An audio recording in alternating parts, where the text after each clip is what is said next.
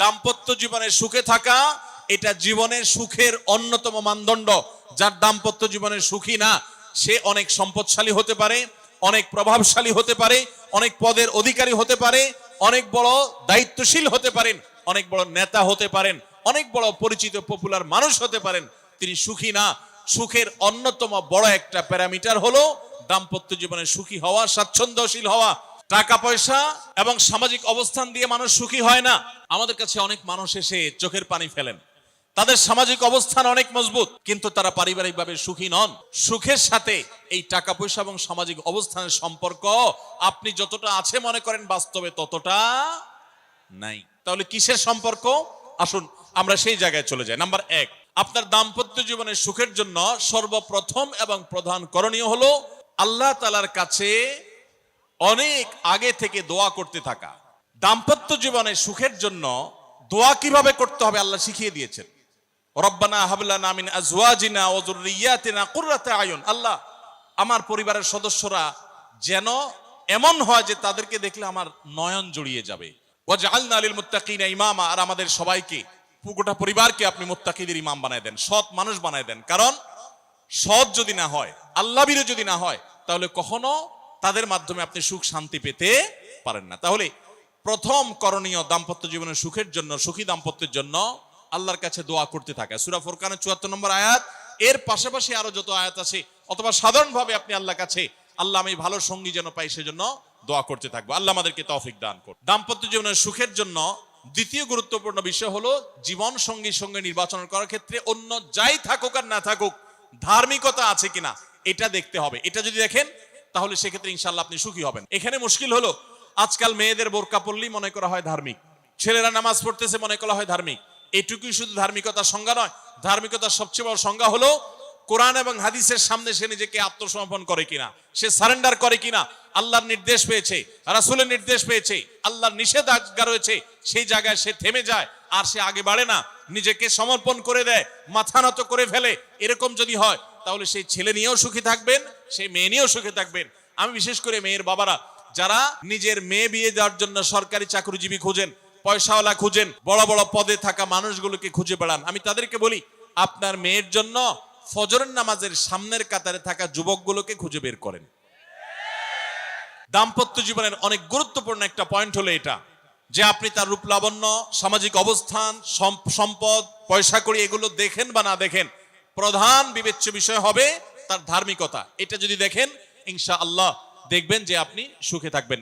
তৃতীয় যে পয়েন্টটি বলতে চাই তা হলো দাম্পত্য জীবনে সুখী হতে হলে সবর এবং শুকর, এই দুইটা মূল মন্ত্রের কোনো বিকল্প পথ খোলা নেই। সেটা স্বামীর জন্য প্রযোজ্য, স্ত্রীর জন্য প্রযোজ্য।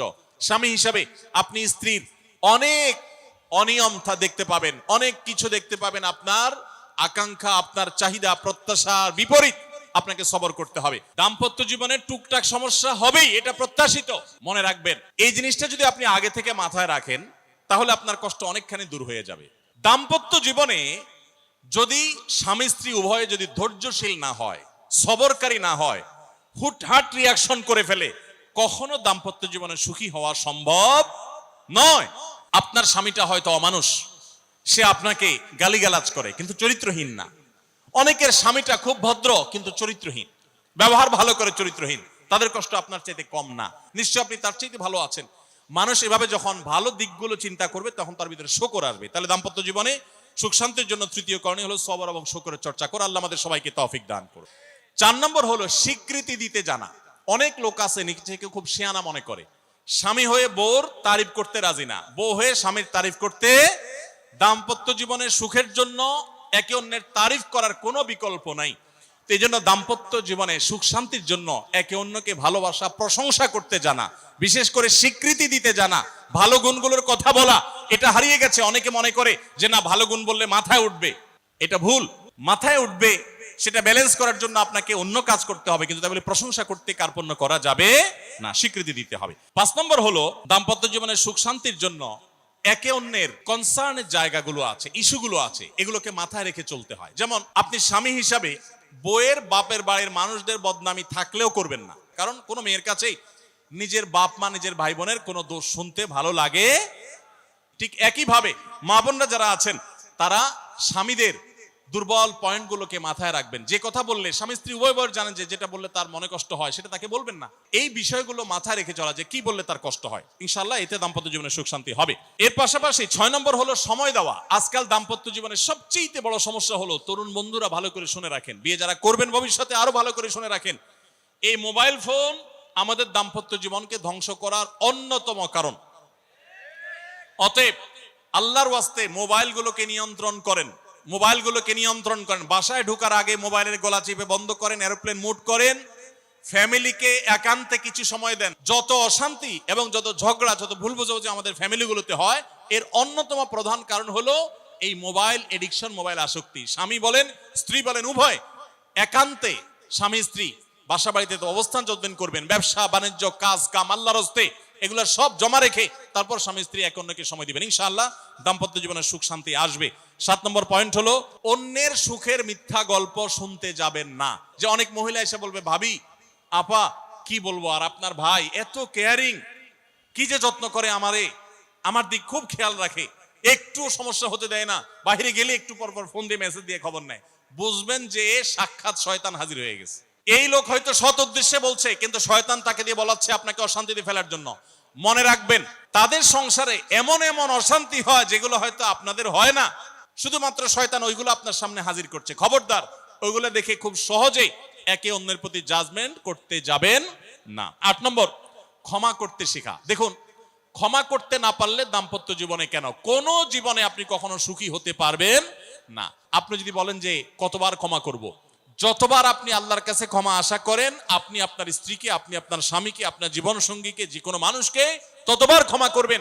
আপনি জীবনে একই পাপ কতবার করেন আল্লাহ মাফ করবেন আশা করেন না, তাহলে আপনার আল্লাহর বান্দাকে কেন আপনি ক্ষমা করবেন না? বিধায় ক্ষমা করা এটা শিখতে হবে। আল্লাহ তাআলা ক্ষমাশীল মানুষদেরকে ভালোবাসেন, বিধায় আমরা ক্ষমা করতে শিখবো ইনশাআল্লাহ। 9 নম্বর হলো শয়তান যে সমস্ত জায়গাতে ধোঁকা দেয়, এই জায়গাগুলোকে ক্লিয়ার রাখা। যেমন একটা পয়েন্ট বলি, স্বামী স্ত্রীর মধ্যে কিছু কিছু জিনিস প্রাইভেট থাকতে পারে। আপনার স্ত্রী আপনার শ্বশুর বাড়িতে ফোনে কথা বলেছে, কি বলেছে, আম্মা তোমার সাথে কি বলেছে, তোমার আব্বা কি বলেছে, তোমার ভাই কি বলেছে, ব্যক্তিগত বিষয়গুলো খুব বেশি খোঁচাখুচি করে জানতে যাবেন না। এগুলো জানতে গেলে অশান্তি হবে। অনেক সময় দেখা যেতে পারে কোনো কিছু দেখে আপনার সন্দেহ হয়েছে, তাহলে এটা পেটের ভিতর রাখবেন না। আবার খারাপ ভাবে উপস্থাপন না করে সুন্দরভাবে উপস্থাপন করুন যে আমার কাছে এরকম মনে হয়েছে, তাতে সাময়িক ঝগড়া হোক, কিন্তু আপনি ক্লিয়ার হয়ে যাবেন এবং নিজেদের মধ্যে কোনো ঝামেলা থাকবে না। শয়তান বিশেষ করে ওয়াসওয়াসা, কুমন্ত্রণা, সন্দেহের রোগ দিয়া দাম্পত্য জীবনে সবচেয়ে বেশি অশান্তি তৈরি করে। এজন্য সন্দেহকে কোনো স্থান দিবেন না। যখনই সন্দেহ আসবে বুঝবেন যে শয়তান এটা সৃষ্টি করছে। সর্বশেষ 10 নম্বর হলো শাসন করার যদি কখনো দরকার হয়, স্বামী হোক আর স্ত্রী হোক বা সাধারণ মানুষের ক্ষেত্রে এটা প্রযোজ্য, রাগের মাথায় কখনো শাসন করবেন না। শাসন করতে হলে মাথা গরম হয়ে গেছে একটু সবর করবেন, ঠান্ডা মাথায় শীতল মাথায় তারপরে শাসন করবেন। যখন রাগ উঠছে তখন কিছু বলতে যাবেন না। আপনার রাগ উঠছে আজকে, আপনি নিয়ত করেন আগামী 24 ঘন্টা পর এটার আমি বিচার করব, একটা বিহিত করব, এটার আমি কিছু একটা করে ছাড়বো। 24 ঘন্টা টাইম নেন, ইনশাআল্লাহ আপনি নিশ্চিত থাকেন 24 ঘন্টা পর যদি আপনি এটা নিয়ে বসেন, তাহলে আপনার এই বসাটা অনেক বেশি হবে ন্যায়সঙ্গত। এটাতে কোনো প্রকার সীমালঙ্ঘন থাকবে না, রাগের চোটে অন্যায় আচরণ হবে না, জুলুম হবে না, বাড়াবাড়ি হবে না, যথাযথ শাসন হবে। এই জন্য ভাইরা, রাগ যখন হয় ওই টাইমটাতে ঝগড়াঝাটি করতে হয় না। আল্লাহ তাআলা আমাদের সবাইকে সুখী দাম্পত্য জীবন নসিব করুন, বলুন আমিন। আস-সুন্নাহ ফাউন্ডেশন, উম্মার স্বার্থে সুন্নাহর সাথে।